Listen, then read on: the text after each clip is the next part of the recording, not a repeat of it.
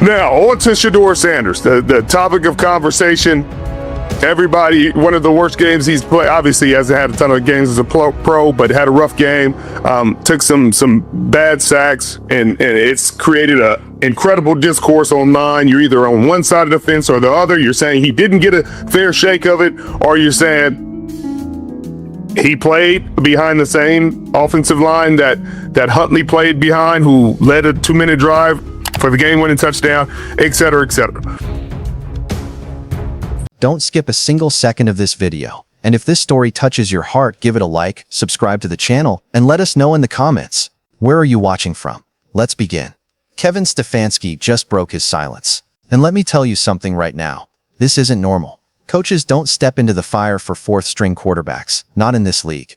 Not when you've got a roster fighting for a playoff spot, veterans pushing through injuries, and every single press conference is supposed to be about the next opponent. But here we are talking about Shedeur Sanders, a rookie fifth-rounder, and somehow he's the biggest storyline in Cleveland. That's how you know this has gone from a football conversation to a full-blown media storm. Let's be real here. Stefanski isn't the type to throw gasoline on a fire. He's calm, calculated. The guy barely flinches on the sideline when the Browns hit a game winner. But the fact that he had to address this, the fact that the words trade and Shedeur Sanders are even being linked together, that's a bombshell. Because what this tells me is that the noise around Shedeur is no longer just outside chatter. It's leaking into the building. It's hitting the locker room. And once that happens, a coach has no choice but to step up and put his cards on the table. Think about it. How often do we even say the words fourth-string quarterback during an NFL season? Most of the time, those guys are invisible. Practice squad bodies. Scout team arms. They're the ones throwing passes on Wednesdays so the starters can rest. But in Cleveland, their fourth stringer has more media cameras pointed at him than some starters. That's not football. That's a circus. And Stefanski knows it.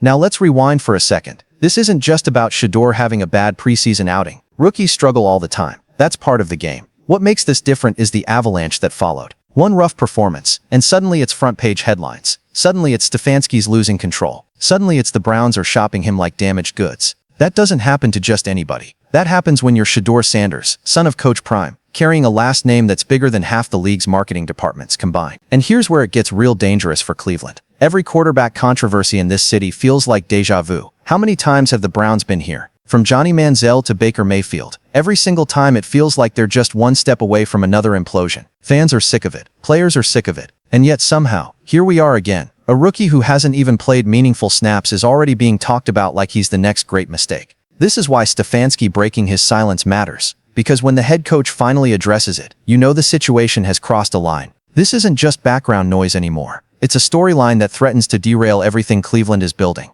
And let's not sugarcoat it. The Browns don't have time for derailments. Not with this roster. Not with this window. Not when veterans like Myles Garrett and Nick Chubb are grinding their bodies to chase a ring. So yeah, Stefanski dropped a bombshell. But the bigger story, it's that we're even talking about this at all. And that's what should terrify Browns fans. Because if the Shedeur saga is already this loud in September, just imagine what it's going to sound like if this thing drags out any longer. Here's the truth. Shedeur Sanders isn't just any rookie quarterback. He never had that luxury. From the moment his name got called on draft night, he was carrying a shadow bigger than most players will ever know. And that shadow has a name we all recognize. Deion. Coach Prime. One of the most iconic athletes to ever step on a football field. And that's where the frustration kicks in. Because every single move Shedeur makes is magnified under a microscope. If he takes a sack, it's not just rookie mistake. It's maybe he's not ready for the NFL. If he hesitates on a throw, it's not just growing pains. It's he'll never escape his father's shadow. That's the reality he's living in. Most rookie quarterbacks can stumble in preseason,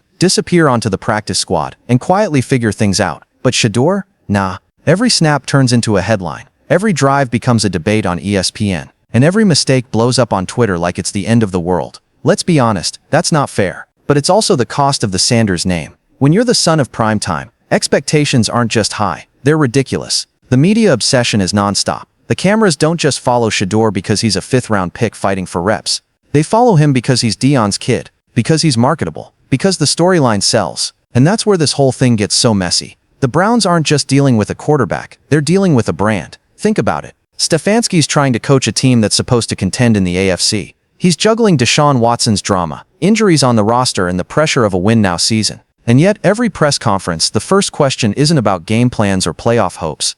It's about the fourth-string quarterback. It's about Shedeur. That's not normal, folks. That's not how the NFL works. And that's why this situation feels so explosive. And let me say this, Shedeur's confidence, his swagger, the way he carries himself, that's not the problem. That's who he is. And honestly, that's what got him here in the first place. But when you combine that natural confidence with the endless comparisons to his dad, it creates this impossible measuring stick. No matter what he does, it's never enough. If he flashes in practice, it's well, he's not his father. If he struggles, it's maybe the Sanders name is overrated. He's fighting a battle he can't win. At least not right now. Not in Cleveland. And you can feel the skepticism even in the fan base. Half of them want to see him succeed because of the name. The other half want to tear him down for the exact same reason. That's the conflict. That's the weight he's carrying. And it's crushing. The irony. If Shedeur's jersey said anything other than Sanders, he'd be in the background right now, quietly developing, nobody talking about him. But instead, he's front-page news. And that spotlight, whether he wants it or not, is the thing that might just define his entire career. And here's the question we all need to ask. Can Shedeur Sanders ever escape the shadow? Or is the shadow the only reason he's even in the spotlight to begin with? Let's cut through the noise for a second. Forget the media circus. Forget the name on the back of the jersey. When you strip it all down, Shedeur Sanders' preseason outing was a harsh reality check. And it wasn't just about poor blocking or bad luck.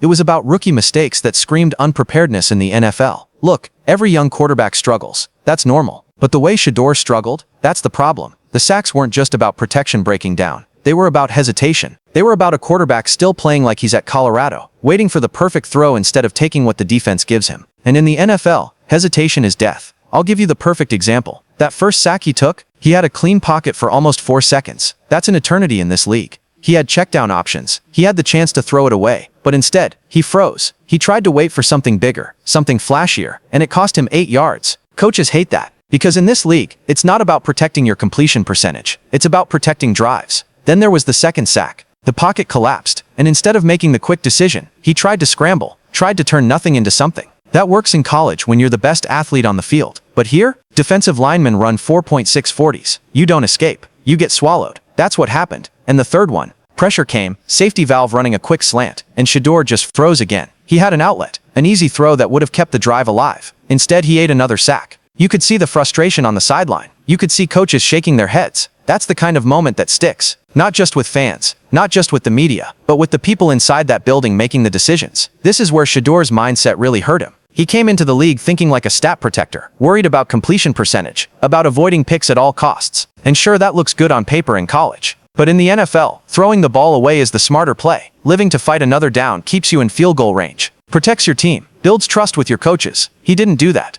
And that's the type of thing that tells a staff, this kid doesn't get NFL tempo yet. And here's the part that stings. This wasn't just rookie nerves. This was a pattern. A pattern of holding on too long, of trying to be perfect, of playing for the highlight instead of the survival. And in the NFL, survival is everything. Now, am I saying Shedeur can't grow from this? Of course not. But right now, the tape doesn't lie. It showed a quarterback who wasn't ready for the speed, the pressure, or the decision-making that comes with Sundays. And for the Browns, a team built to win now, that's not just a red flag, that's a warning siren. And that's why the conversation has shifted. Because this wasn't just one bad game. This was a moment that told the entire league exactly how far Shedeur still has to go. Here's where things get wild. The Cleveland Browns might already be done with Shedeur Sanders. Let that sink in for a second. A rookie 5th-round pick, one preseason game, and already, trade buzz is swirling across the league. That's not just rare, that's insane. And it tells you just how loud, how toxic, and how unavoidable this situation has become for Kevin Stefanski and the Browns front office. Think about it. NFL teams do not keep 4 quarterbacks on the active roster. It doesn't make sense. Roster spots are gold in this league. Every player has to contribute, on special teams, on packages, as depth. A 4th-string quarterback, that's dead weight. That's not development. That's wasted space. So what do? You either stash him on the practice squad, or you move him. But here's the kicker. Shedeur Sanders isn't just any 4th stringer you can quietly slide to the practice squad. The second you cut him, he's gone. Zero chance he clears waivers. Some other team will scoop him up before the Browns even hit send on the press release. And that's why the trade storm is real. The Browns can't hide him. They can't bury him. The only card they can play is to flip him now, while the hype still carries weight. And teams are watching. You better believe they're watching. The New Orleans Saints, that's a perfect fit. They've got an aging quarterback room, a coaching staff that knows how to develop young talent. And let's not ignore the marketing side. Putting Deion's son in the same division where Prime once made his name, that's instant box office. Imagine the headlines. Then there's the Las Vegas Raiders. Talk about a franchise desperate for direction. They're in rebuild mode. They need a future face of the franchise. Vegas thrives on spectacle, on storylines, on buzz. Shedeur Sanders in silver and black? You can practically see the billboards already. But here's the dark horse, the one nobody wants to talk about. The Pittsburgh Steelers, a franchise built on stability, toughness, and culture. They've got question marks about the future of their quarterback quarterback situation. And imagine this, Deion's son, in Pittsburgh, writing his own story under one of the most respected organizations in football. That's not just a landing spot, that's redemption waiting to happen. This is what makes the whole situation so dramatic. Because no matter where he goes, it will be a storyline. We're talking about a kid who hasn't even started an NFL game, and already his name is being tied to trade packages and front office negotiations. That doesn't happen unless the spotlight is blinding. That doesn't happen unless the situation in Cleveland is already spiraling out of control. And that's what makes it feel both shocking and inevitable at the same time. Shocking because of how fast this escalated. I mean, we're talking about one preseason game. But inevitable because once the Browns drafted Shedeur Sanders, they weren't just drafting a player, they were drafting the primetime effect.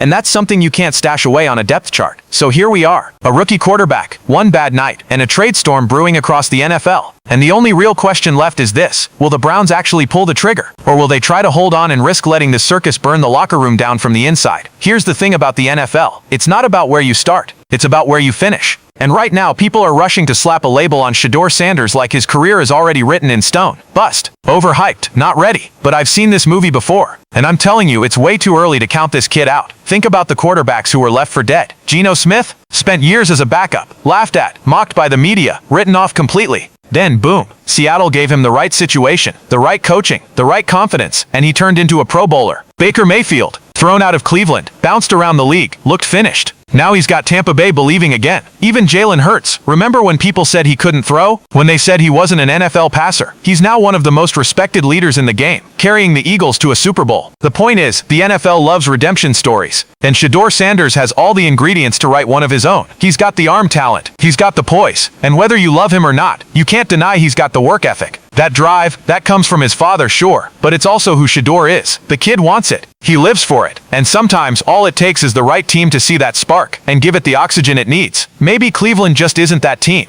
Maybe Stefanski and the Browns are too focused on winning now to nurture a project quarterback, and that's fine. That doesn't mean Shedeur can't succeed somewhere else. In fact, getting out of Cleveland might be the best thing that ever happens to him. A fresh start, a new locker room, a coach who actually believes in him, not just the hype around his name. And let's be real, there will be a team out there willing to take that chance, a team that sees the upside, a team that wants to develop him the right way. Because you don't just walk away from talent like this. You don't walk away from a quarterback who grew up around the game, who's been learning football since he could walk, who's had NFL-level mentorship his entire life. That's not a wasted draft pick. That's a stock waiting to rise. So yeah, the criticism is loud right now. The doubters are screaming. But I'll tell you this, sometimes that's exactly what fuels the comeback. Sometimes a player needs to be humbled, to be underestimated, to be doubted, just to show the world what they're really made of. And that's why I'm not giving up on Shedeur Sanders. Not now. Not after one rough preseason, because this story isn't over, it's just beginning. And whether it's in Cleveland or somewhere else, don't be surprised when we look back on this moment and realize it wasn't the end, it was the spark that lit the fire